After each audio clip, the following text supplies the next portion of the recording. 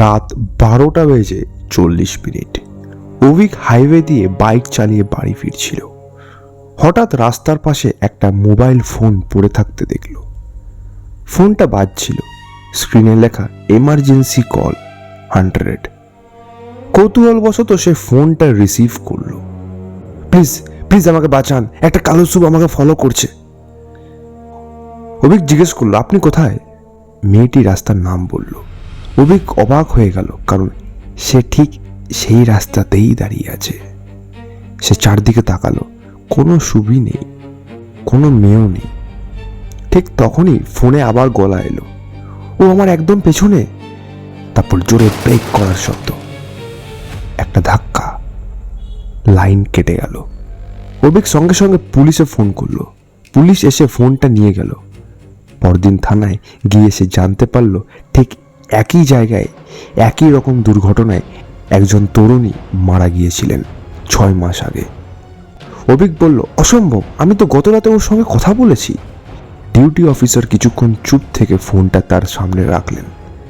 এই ফোনটা, এর ব্যাটারি 6 মাস আগেই শেষ হয়ে গেছে। ফোনটা চালু হওয়ার কথা নয়, কিন্তু ঠিক তখনই ফোনের স্ক্রিনে নিজের থেকেই জ্বলে উঠল একটা নতুন মিস কল, আননোন কলার। কলের সময় আজ রাত 12:40, অর্থাৎ এখন থেকে ঠিক 24 ঘন্টা পরে।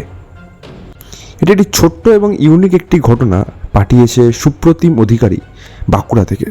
তো সুপ্রতিমকে জানাই অসংখ্য অসংখ্য ধন্যবাদ আজকের এই ঘটনাটি শেয়ার করার জন্য আমাদের হরর টকিজের মধ্যে। এবং হরর টকিজের প্রত্যেকটা শ্রোতার আশা করি খুব ভালো লেগেছে আজকের এই ঘটনাটি। ভালো লাগলে please like, share and subscribe করতে ভুলো না। সো সুপ্রতিম, আজকের এই ঘটনাটি খুবই একটা ইউনিক, এবং এ আমাকে অনেক দিন আগে পাঠিয়েছিল সুপ্রতিম।